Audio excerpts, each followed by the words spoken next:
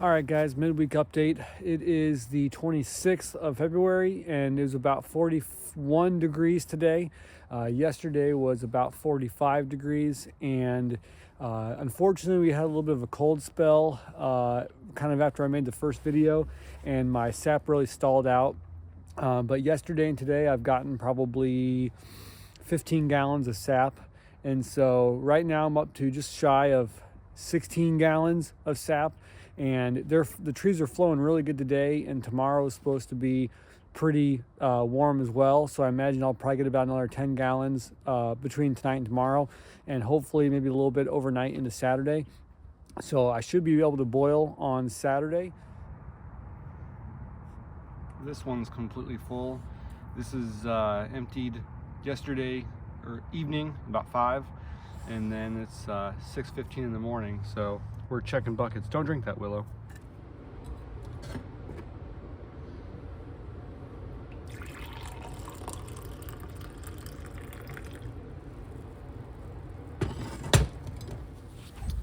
Well, good morning. It's about 7:15 in the morning, February 28th, and I'm getting a little bit later of a start this morning than I wanted, but I decided to sleep in a little bit and then sit on the couch and drink a cup of coffee before I get my day going. And so it's going to be a long day of boiling, and about to get the fire going. And man, it's gorgeous out this morning. I can hear the birds and the squirrels are playing. It's about 38 degrees. It is gorgeous, and I'm looking forward to a day of boiling sap and being outside all day. Here's what I've collected so far this week, and I still haven't even emptied my buckets this morning. I've probably got another 10 to 15 gallons around the property, and so got my fire going. Once this gets a good bed of coals and gets going really good, then I'm going to put the pans on and start boiling. Got the first batch in the pans, going to start boiling. So the way this worked last year was the pan in the back boiled faster just because it's where the most of the heat is, and the pan in the front boiled slower. So what I did was the pan in the front I used to kind of warm up the sap, and then the pan in the back is the one I used to really boil the sap down. And so that's what I plan on doing again this year. So we'll see how it goes. You literally could not ask for better weather this morning to boil. Now it's about 40 degrees, but it feels the sun's shining and there's no wind and the birds are singing and the sun is shining and it is gorgeous. I mean, literally a perfect day to boil sap. I am so ready for spring, but this is probably my favorite part. Besides Christmas, this is probably my favorite part of winter, is making this sap or making this syrup. So it really gives me something to look forward to towards the end of winter when I'm starting to get a little seasonal depression. I absolutely love doing this. This is so much fun. Got my helper out here helping me, right, Willow?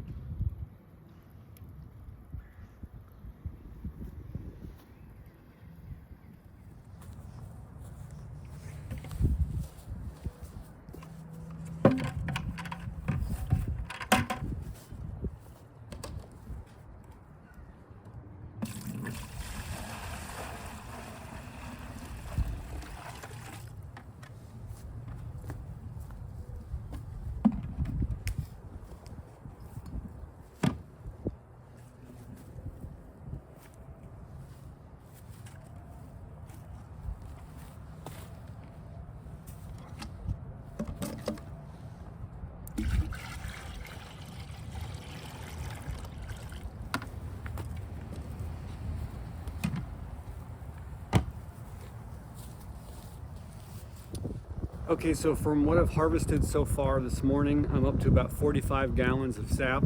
I've got about 3 gallons boiled down so far.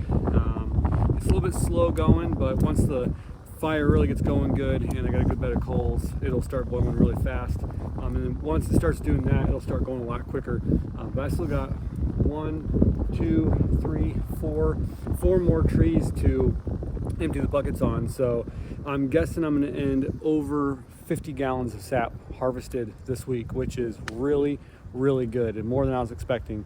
So we're just going to keep chugging along. My wife's making breakfast. I'm going to get some more coffee and we'll keep going.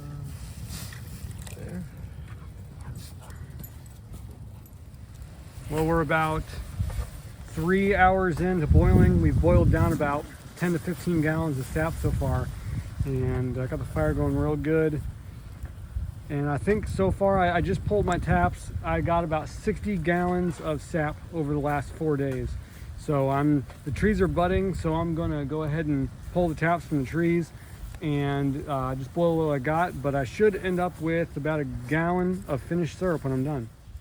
Well, I'm about 8 hours into boiling, and I'm down to the last about 10 gallons of sap to boil. So I've boiled down about 45 gallons so far, maybe 40 gallons so far today, but it's coming along pretty good. Let me show you real quick. So you can see it's starting to really change color, but it's still got a ways to go. Fire is hot. I burned through a lot of firewood today. I probably got 3 more hours to go.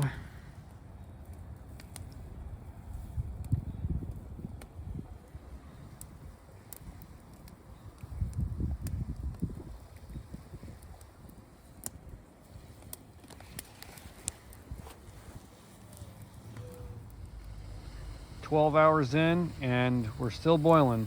So I ended up taking some of the almost finished syrup out of that back pan and I put it in this stock pot back here. You can see it's looking pretty good. It's still got a ways to go, but I was kind of running out of room in this back pan, and I wanted to try to create more space so I could boil more faster, because at the current rate it was just going to take forever. So I took some of the syrup out of there, and hopefully now I can get some more of this condensed down a little bit and I won't be waiting as long. But I'm about 12 hours in and I've probably got another at least hour and a half to go, if not longer, and that's just to finish up at least condensing down the syrup I've got in these pans to get it inside to finish up. So I'm guessing probably 3 or 4 more hours of boiling and then I'll be done, and that's not even including time to get it prepared for bottling it. But you know what, that's okay. I'm having a good time. It's beautiful out this weekend, and I'm just enjoying sitting around the fire. I added in the last of the maple sap and it's boiling down now. As soon as I get the last of this transferred over to this more concentrated pan and get it boiled down a little bit more, I'm going to transfer it to my pot and go inside. It's just about 9 o'clock. I bet I'll be out here at least another 45 minutes to an hour, maybe longer. But slow going, but we're going to keep going. So now that I'm done outside, I've kind of moved into my operation inside. So I've kind of figured out what I want to do this year compared to what I did last year. I wasted a lot of time and energy and syrup trying to filter out everything, and it just didn't work that way. If you want to filter out every single small particle, including like the niter, or it's called maple sand, you have to filter it like really with really fine filters, and you end up losing a lot of syrup. And for me personally, I don't really care about the maple sand. All I'm really trying to do here is filter out the debris, like the ash and like the pieces of leaves and so on and so forth. So what all I've got here is some cheesecloth over a strainer into one of got just a bowl here with a spout on it, and I'm just ladling in the syrup from yesterday into here, and then I'm gonna come over and pour it on the stove, and I'll show you what I'm doing.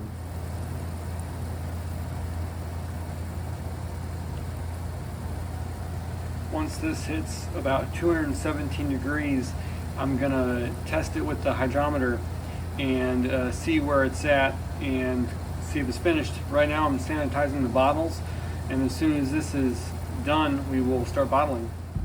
Here is the finished product. 9 pints of finished maple syrup. So just about a little over a gallon of finished maple syrup from 60 gallons of sap. Not bad for just using silver maples. I'm really happy with how this turned out, and that pretty much finishes the video. Hopefully you guys enjoyed following along my little backyard setup of making my own maple syrup. One thing I did not go over in the earlier video was some of the tools I used to finish up the syrup. So once I got to a point where I knew the syrup was being more condensed down. I wanted to monitor the temperature of it, because if you go over a certain point, it can start to turn into sugar and then you ruin your maple syrup. So one thing I used was this ThermoWorks ThermoPop instant read thermometer to keep track of the temperature of the syrup. Now you don't want your syrup to go above 7.1 degrees above the boiling point of water in your area. So for here, that would be a total temperature of about 117 degrees. And so at 117 degrees, I started testing the syrup with what's called a hydrometer, and essentially all it does is test the Brix level of your syrup, which is basically the consistency of the syrup. You got to be at a certain point, otherwise your sap or your syrup can go bad, go rancid in the bottle. And if you go too high, again, it turns into sugar and you kind of ruin your syrup.